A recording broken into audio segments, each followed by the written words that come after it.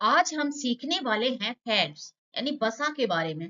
तो सबसे पहले हम वसा की डेफिनेशन यानी परिभाषा देखते हैं कि वसा क्या होता है।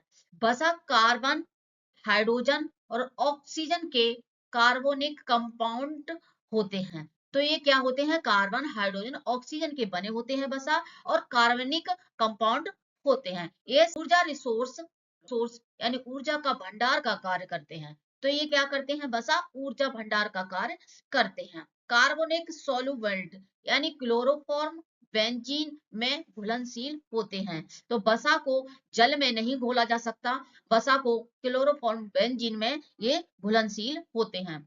अब देखते हैं वसा की संरचना। वसा को 3 तत्वों से मिलकर के बना होता है, कार्बन, हाइड्रोजन और ऑक्सीजन। देखिए कार्बोहाइड्रेट की उपेक्षा इसमें ऑक्सीजन क्या होती है? कम होती है। कार्बोहाइड्रेट में ऑक्सीजन ज्यादा मात्रा में होती है, यहाँ पर कम होती है। ठीक है।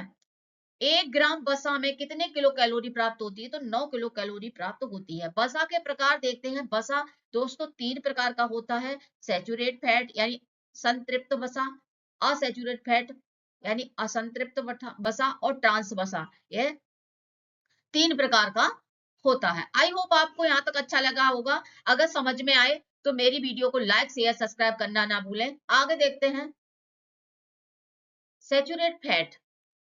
देखिए जानवरों से प्राप्त होता है। यह सामान्य यानी रूम टेम्परेचर पर कैसा रहता है? ठोस रहता है।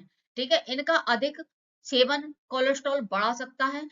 कहाँ से प्राप्त होता है? घी, मक्खन, नारियल तेल और मांस की चर्बी से ये प्राप्त होता है। देखिए दूसरा है क्या? असंतृप्त वसा यानी अनसैचुरेट फैट। ये पौधों से प्राप्त होता है। एक कमरे के टेम्परेचर पे कैसा रहता है? तरल रहता है। इन्हें गुड फैट माना जाता है क्योंकि ये दिल के लिए बहुत अच्छे होते हैं। जैतून का तेल, जैसे मूंगफली का तेल और मछली का तेल, ये अनसैचुरेट फैट होते हैं। क्योंकि देखिए जो सैचुरेट फैट होते हैं वो टेम्परेचर अगर कम हो जाए तो जम जाते हैं। ठीक है। और अनसैचुरेट फैट होते हैं वो सामान्य टेम्परेचर पर भी तरल ही अवस्था में रहते हैं। एक होता है ट्रांस फैट। देखिए ट्रांस फैट क्या होते हैं? यह सबसे हानिकारक होते हैं। इससे तेलों को बार बार गर्म करके या हाइड्रोजन प्रक्रिया द्वारा बनाया जाता है। जैसे कि डालडा, जैसे कि समोसा अगर हम खाते हैं, कचौड़ी खाते हैं, कुछ भी खाते हैं, तो वो लोग क्या करते हैं? उसी ऑयल को बार बार यूज करते हैं। तो वो हो जाता है हमारे लिए हानिकारक हो जाता है। जैसे बाहर का समोसा, कचौड़ी, पकौड़ी और बेकरी के प्रोडक्ट, ये सारे क्या आते हैं? ट्रांस फैट के अंतर्गत आते हैं। आई होप ये भी स्लाइड आपको समझ में आई होगी। अगर समझ में आए तो वीडियो लाइक, शेयर, सब्सक्राइब जरूर करें। आगे देखते हैं वसा में घुलनशीलता। देखिए विटामिन, फैट सोलुबल्स विटामिन, ये वे विटामिन हैं जो शरीर के फैट, वसा और लिवर में जमा होती हैं। याद करने की सबसे आसान ट्रिक क्या है? कीड़ा। देखिए बहुत पॉपुलर ट्रिक है कीड़ा। जैसे कि विटामिन के, ये रक्त का थक्का जमाने में सहायक होती है। विटामिन ई यानी सुंदरता और प्रजनन क्षमता में होती है।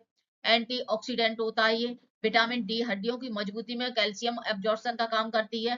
ठीक है। विटामिन ए, ये आंखों की रोशनी के लिए बहुत ही लाभदायक होती है। अब देखते हैं इसके कार्य। Energy source.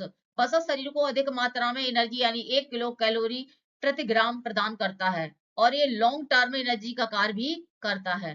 ठीक है। Energy source. वसा शरीर में एनर्जी सोर्स के रूप में संग्रहित रहती है और आवश्यकता पड़ने पर उससे उपयोग कर लिया जाता है।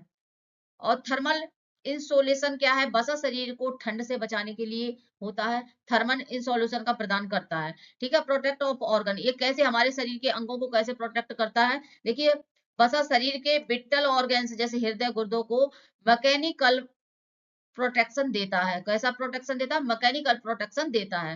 Health and skin and hair. वसा त्वचा और बालों को हेल्दी और स्मूथ बनाए रखने में मदद करता है। और हार्मोन्स सिंथेसिस, ये कुछ हार्मोन्स के निर्माण में भी वसा सहायक होता है। अगर ये वीडियो, मेरी वीडियो आपको अच्छी लगती है तो लाइक, शेयर, सब्सक्राइब करना ना भूलें। Thank you.